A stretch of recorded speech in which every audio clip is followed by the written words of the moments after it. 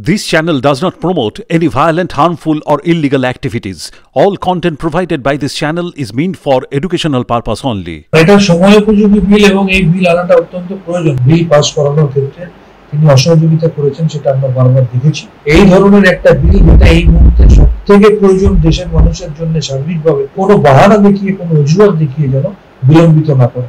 কেন্দ্রের শুভবুদ্ধির উদয় হবে আশা করবো, এবং তারা এটা করবে সেটা আশা করবো। এবং আমাদের দাবি থাকলো ধর্ষকদের ক্যাপিটাল পানিশমেন্টের প্রভিশনটা যেন থাকে। আরজিকর কাণ্ড নিয়ে তোলপাড় গোটা দেশ।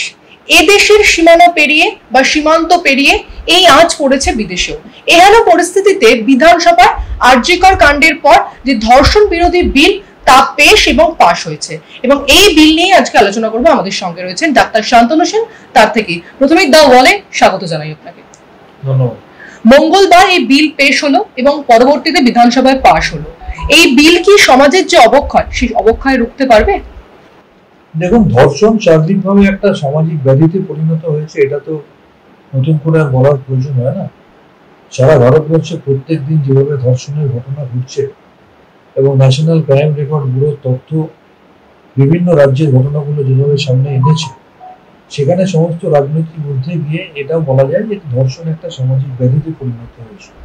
সেই জায়গায় দাঁড়িয়ে আরজিকরের যে মর্মান্তিক ঘটনা, যখন সবাই আমরা বেদনা হতো, সবাই আমরা বিচার চাইছি, সেই জায়গায় দাঁড়িয়ে আমাদের দলের সর্বভারতীয় সাধারণ সম্পাদক সাংসদ অভিষেক বন্দ্যোপাধ্যায় তিনি নিজে প্রকাশ্যে 28শে আগস্টের আমাদের দলীয় কর্মসূচি থেকে প্রকাশ্যে বলেছিলেন যে একটি অ্যান্টি রেপ অর্থাৎ ধর্ষণ বিরোধী বিল আনা হবে। তার আগে দেখেছেন তিনি এক্সন দিলেও একই কথা বলেছিলেন। তিনি বলেছিলেন, এবং যেটা আমরা সহমত, যে আমরা দেখেছি কেন্দ্রের শাসক দল যখন তখন নিজেদের স্বার্থ সিদ্ধির জন্য, নিজেদের ইচ্ছা পূরণের জন্য বিভিন্ন অর্ডিন্যান্সের মধ্যে দিয়ে বিভিন্ন রকম বিল তারা পাশ করিয়েছে সংখ্যাধিক্যের উদ্যোগে। সেই জায়গায় দাঁড়িয়ে এত বড় একটা ঘটনা, যেখানে ধর্ষণ বিরোধী কেন্দ্রীয় আইন আনা উচিত, এবং আমাদের সর্বভারতীয় সাধারণ সম্পাদক বলেছেন এই কেন্দ্রীয় আইন যদি আনে, আমাদের দল বিরোধী আসনে থাকলেও এই দল এই বিলকে সমর্থন করবে।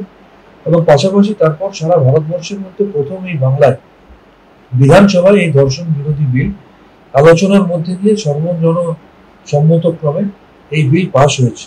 এবং আমরা দেখেছি এই বিল পাশ হওয়ার পর মহারাষ্ট্রের মানুষ, মহারাষ্ট্রের রাজনৈতিক দলগুলো, এবং আমরা আজকে খবরের কাগজে দেখলাম উড়িষ্যাও, তারাও চাইছে যে এই সমস্ত ধরনের ধর্ষণ বিরোধী বিল আনা হোক। এবং আমি বিশ্বাস করি বাংলায় যে প্রথম পথ দেখিয়েছে ধর্ষণ বিরোধী বিল এনে, এবং এই বিল রাজ্যপালের কাছে গেছে। আমরা দেখছি যথারীতি রাজ্যপাল এই নিয়ে নানা ধরনের মন্তব্য করছে। অতীতেও বিভিন্ন বিল রাজ্যপাল ঠান্ডা ঘরে পাঠিয়ে দেওয়ার চেষ্টা করেছিলেন। তাই আমরা দাবি করব মাননীয় রাজ্যপাল প্রসঙ্গত যিনি নিজেও তার দপ্তরের একজন কর্মরত মহিলাকে দুবার যৌন নির্যাতন করেছেন বলে এসএসটি থানায় যে অভিযোগ জমা পড়েছে, এবং শুধুমাত্র সংবিধানের রক্ষা কবচকে পাথেয় করে তিনি যেভাবে বেছে বেছে বেড়াচ্ছেন, আশা করবো এক্ষেত্রে তিনি কোনো ধরনের গড়িমসি না করে যুদ্ধকালীন তৎপরতায় এই বিলটাকে তিনি সেই পদক্ষেপ নেবেন যাতে বিলটা কার্যকরী হয়। এবং আমাদের দাবি থাকলো কেন্দ্রীয় সরকার অবিলম্বে প্রয়োজনীয় অর্ডিন্যান্স করে একটা সেন্ট্রাল বিল, কেন্দ্রীয় বিল একটা আনুক, ধর্ষণ বিরোধী বিল এখানে, এবং সেখানে ধর্ষকদের ক্যাপিটাল পানিশমেন্টের প্রভিশনটা যেন থাকে। রাজ্যপাল এবং রাজভবন যে কথাটা বলছে, অর্থাৎ এই বিল সংক্রান্ত যে টেকনিক্যাল রিপোর্ট, সেই টেকনিক্যাল রিপোর্ট তাদের হাতে এসে পৌঁছয়নি, যার জন্য সই করা সম্ভব হচ্ছে না। এবং পূর্বেও যে সমস্ত বিল বিধানসভায় পাশ হয়েছে, সেক্ষেত্রেও কিন্তু এই টেকনিক্যাল রিপোর্ট পাঠানো হয়নি রাজভবনে। আমরা একাধিকবার এর আগে দেখেছি রাজ্যপাল বিভিন্ন ধরনের বিল বিধানসভায় পাশ হওয়ার পরও সেখানে তিনি আটকে রেখে দিয়েছিলেন, এবং ফেরত পাঠানোর পর এটা নিয়ম হচ্ছে দ্বিতীয়বার যদি আবার সেই বিল পাঠায় রাজ্যপাল কিন্তু সেটা অনুমোদন দিতে বাধ্য থাকে। কিন্তু সেক্ষেত্রেও তিনি যেহেতু সাংবিধানিক প্রধানের পদ কম, তিনি কোনো একটি কেন্দ্রের শাসক দলের অঙ্গুলি হেলনে বেশি চলেন, সেই জায়গায় বারংবার তিনি এই ধরনের বিল পাস করানোর ক্ষেত্রে তিনি অসহযোগিতা করেছেন, সেটা আমরা বারবার দেখেছি। আমি আবার বলবো, তার যদি কিছু প্রশ্ন থাকে, তিনি রাজ্য সাংবিধানিক প্রধান, তিনি প্রশাসনিক প্রধান রয়েছেন, রাজ্যে নির্বাচিত তিনবারের সরকার রয়েছে, রাজ্যের আইনমন্ত্রী রয়েছে, রাজ্যের মুখ্যমন্ত্রী রয়েছে, তিনি তাদের সাথে কথা বলতে পারেন। কিন্তু কোনো অজুহাত দেখিয়ে এই ধরনের একটা বিল, যেটা এই মুহূর্তে সব থেকে প্রয়োজন দেশের মানুষের জন্য সার্বিকভাবে, মা বোনেদের জন্য সার্বিকভাবে, এই ধরনের সামান্য ছোটখাটো অজুহাত দেখিয়ে এই ধরনের বিলকে তিনি যেন বিলম্বিত না করেন। তিনি যদি তার মনে কোনো প্রশ্ন থাকে, তিনি রাজ্য সরকারের সাথে যোগাযোগ করুন, মাননীয় মুখ্যমন্ত্রীর সাথে যোগাযোগ করুন, রাজ্যের আইনমন্ত্রীর সাথে যোগাযোগ করুন, কিন্তু কোনো বাহানা দেখিয়ে, কোনো অজুহাত দেখিয়ে যেন বিলম্বিত না করেন। এই যে অপরাজিতা বিল, সেই বিল শুধুমাত্র ধর্ষণ বিরোধী বিল নয়, এর মধ্যে উল্লেখ রয়েছে যে যারা অ্যাসিড আক্রান্ত হবে তাদের যদি এই যে অ্যাসিড আক্রান্ত তারা হন, পরবর্তীতে যারা এর সঙ্গে যুক্ত রয়েছেন, তো সেক্ষেত্রে তাহলে দেখা যাচ্ছে যে ক্রাইমের যে পরিমাণ সেটাও তো কমতে পারে এই বিলের জন্য।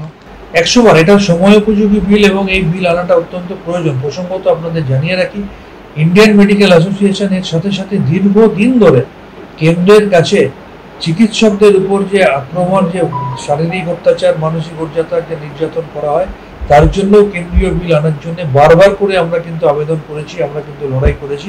দুর্ভাগ্যের বিষয় কেন্দ্রীয় সরকার কিন্তু সেই বিল এখনো আনতে পারেনি। সুতরাং একদিকে যেমন অ্যাসল্ট অন ডক্টরস, সেটা যে কোনো ধরনের অ্যাসল্ট হতে পারে, ফিজিক্যাল অ্যাসল্ট হতে পারে, মেন্টাল অ্যাসল্ট হতে পারে, সেক্সুয়াল অ্যাসল্ট হতে পারে, তার জন্য কেন্দ্রের বিল আনার জন্য আমরা লড়াই করেছি। কেন্দ্রীয় সরকারের সাথে বারবার আমরা ডায়লগ করেছি, কিন্তু এখনো অবধি করেনি।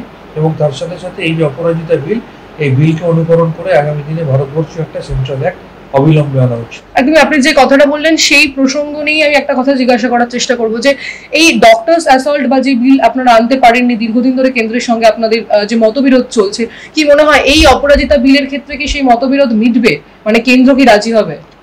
কেন্দ্রের শুভবুদ্ধির উদয় হবে আশা করবো, এবং তারা এটা করবে সেটা আশা করবো। তার কারণ দলমত নির্বিশেষে ভারতবর্ষের 140 কোটি মানুষ চাই সেই বিল আসুক।